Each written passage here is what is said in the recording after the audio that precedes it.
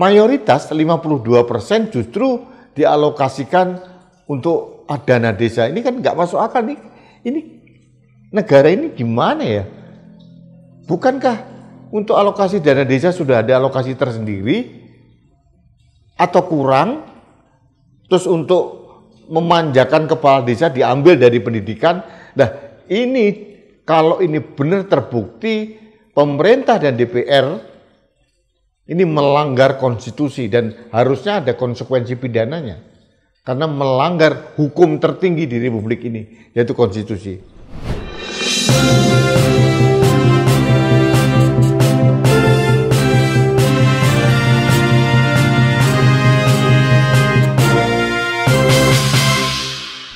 Halo sahabat Indonesia, kita bertemu kembali dalam Hot News kanal Anak Bangsa TV. Sahabat Indonesia, beberapa waktu yang lalu Komisi 10 DPR RI kalau tidak salah ya, yang mengenangani bidang pendidikan mengundang mantan Menteri Pendidikan dari masa ke masa. Kalau tidak salah ada 3 orang yang hadir. Yang pertama Profesor M. Nuh, itu Menteri Pendidikan di era Pak SBY, kemudian Pak Natsir, dan yang berikutnya Pak Muhadjir Effendi. Ini ketiga-tiganya ini guru besar, profesor. Tapi yang menarik, saya ingin mengajak Anda untuk mengkulik apa yang disampaikan oleh Profesor M. Nuh. Ini mantan Rektor ITS dan pernah menjadi Menteri Pendidikan dan Kebudayaan serta Ristek di zaman Pak SBY.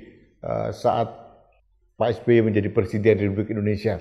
Kita dengarkan penjelasan Pak Nuh yang menurut saya mengagetkan karena ini menyangkut masalah ketaatan pemerintah dan DPR untuk mengimplementasikan amanat dari Undang-Undang Dasar 1945, khususnya yang terkait dengan alokasi dana pendidikan. Kita tunggu penjelasan dari Pak Nuh berikut ini.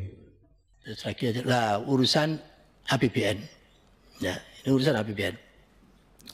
Ini panjenengan juga sudah baca, sudah pirsa semua, ya tentang 20%. Terus lagi aja.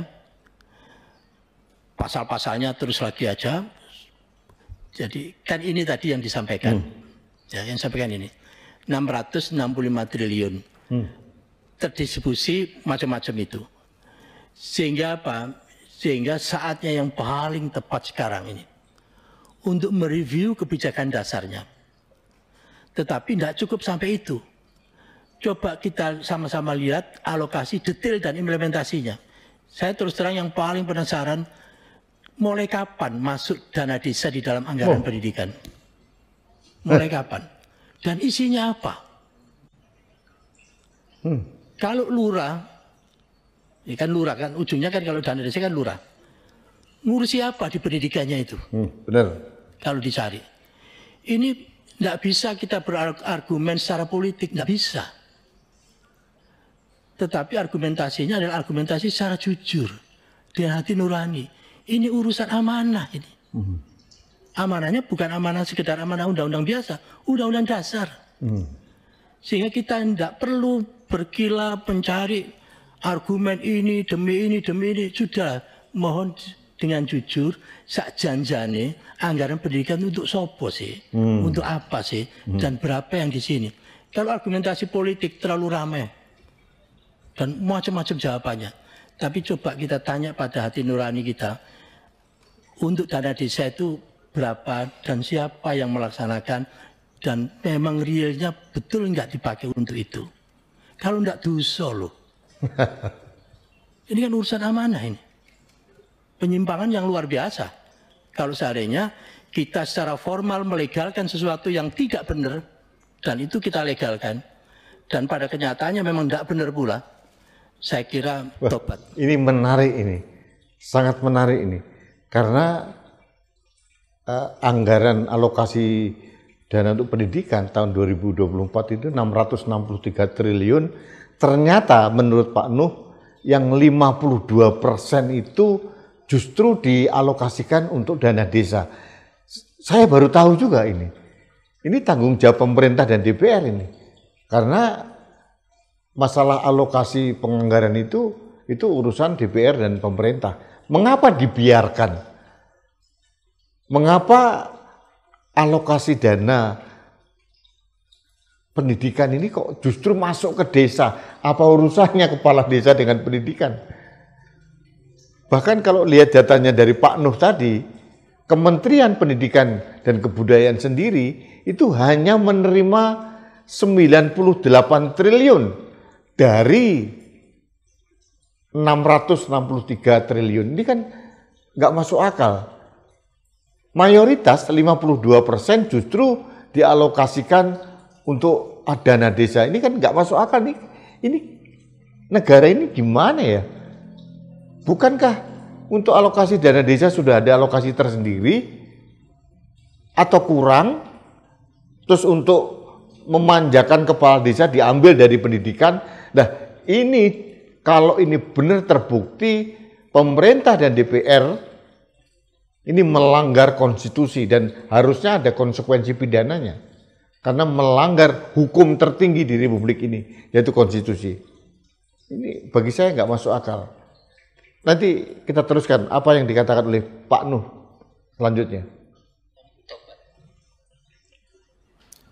Tobat. Sehingga masa yang akan datang ini adalah masa pertobatan untuk di dalam mengelola dana pendidikan. Harus jujur, betul enggak? Kalau seandainya memang kekurangan dana yang lain, sampaikan aja memang kurang dana lain. Yang tersisa itu, yang terlalu mewah itu pendidikan. Oleh karena itu mohon diikhlaskan ya, pendidikan saya pakai untuk ini.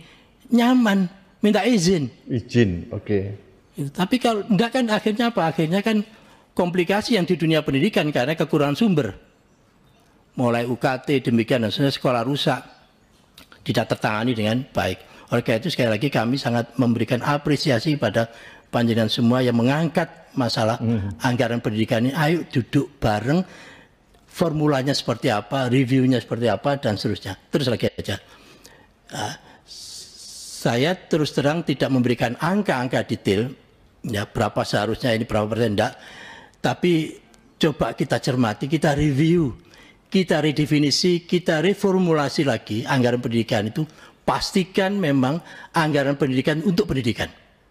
Pastikan itu. Karena amanahnya itu memang. Ya.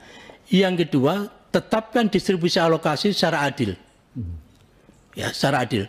Berbasis unit cost, kan bisa kita hitung.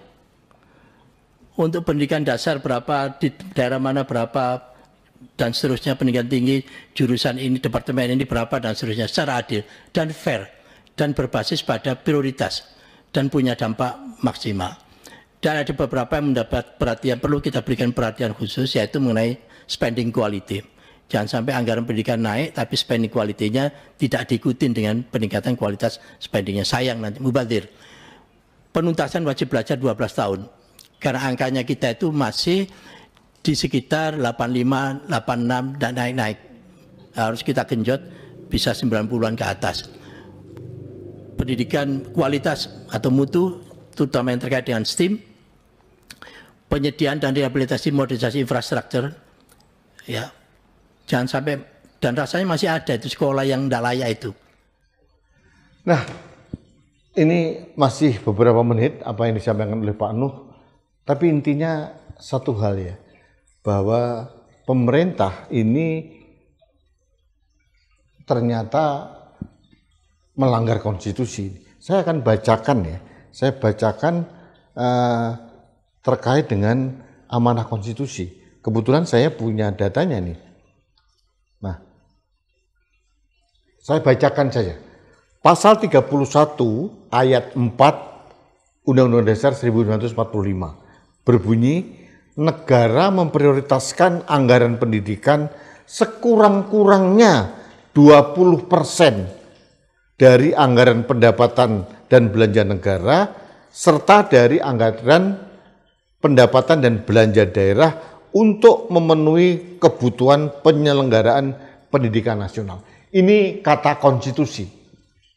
Nah, berikutnya di pasal 49 Undang-Undang Sikdisnap Undang-Undang Nomor 20 Tahun 2003 tentang Sistem Pendidikan Nasional di angka 1 mengatakan bahwa dana pendidikan selain dari gaji pendidik dan biaya pendidikan kedinasan dialokasikan minimal 20% dari anggaran pendapatan dan belanja negara pada sektor pendidikan dan minimal 20% dari anggaran pendapatan dan belanja daerah tujuannya untuk penetapan kebijakan. Nah, artinya kalau benar apa yang dikatakan oleh Pak Nuh bahwa 52%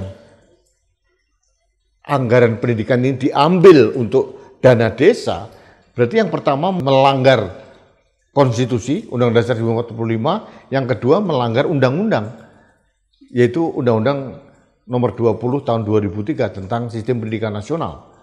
Nah, siapa yang harus bertanggung jawab? Mengapa DPR diam saja? Ini menjadi pertanyaan kita semua ini. Kan pemerintah itu selalu mengatakan bahwa akan menggelontorkan dana kepada desa. Satu desa 1 miliar per tahun. Harusnya dana ini sudah dialokasikan, tidak mengganggu alokasi dana yang lain, apalagi di sektor pendidikan. Akhirnya kita bisa mendapatkan jawaban mengapa mahasiswa teriak uang kuliah tunggal atau UKT naik di berbagai tempat, pemerintah tidak memberikan subsidi, konon hanya 30% dari biaya UKT, yang lain diserahkan pada perguruan tinggi.